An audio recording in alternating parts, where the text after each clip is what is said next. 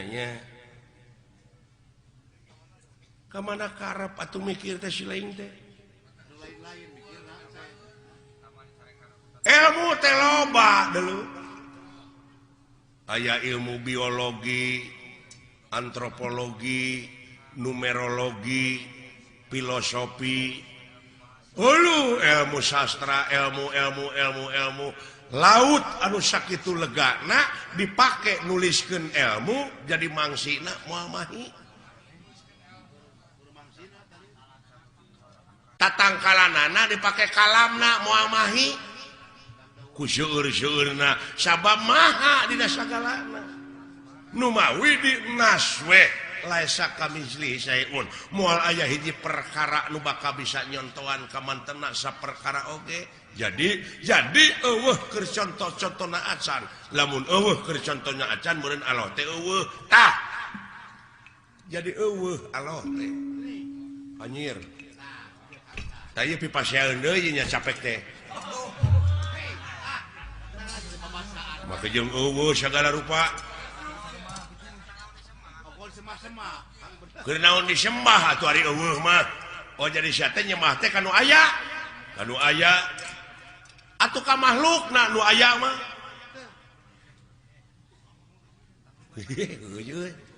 jadi lieur ya ieu jadi nyembah mah kudu kanu eueuh beuki lieur aki-aki teh ieu mah musingkeun da lain keur nu pusing agama mah keur nu mikir aki-aki teh kitu tah hese ditilepna euy jurus naon-naon teh katakis dari aing talete deui can ka harti mah terus deui leketek ngeureuyaan ongkoh di kakolo teh nya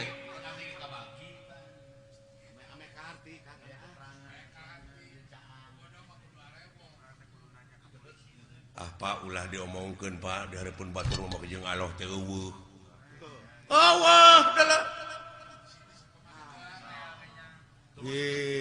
ngomong cek kemana karep yaki-yaki teh hayang ribut peka agama mah semar lalawara teh ka Allah nyebut eueuh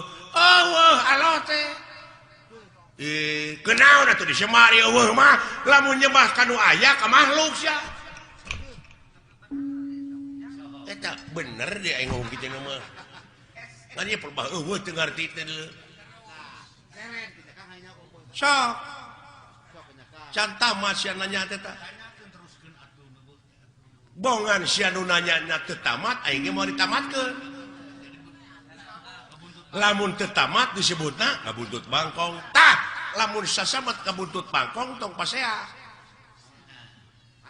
kaciri dilepangna para sehat teh teh kabuntut bangkong pada teh nyaho jadi Allah teh eueuh naonana babandinganana mun kita tadi atuh aki-aki di baledog bae kaharti aya kitu mah da teu tamat sia nanyakeunana eueuh teh eueuh naonana kitu nya aing ngajawab deui tah tamat ayeuna mah jadi eueuh babandinganana nya Pak tah kitu nuhun teu sangka geuning mah patahan teh wing teh mubadir ka Bapak teh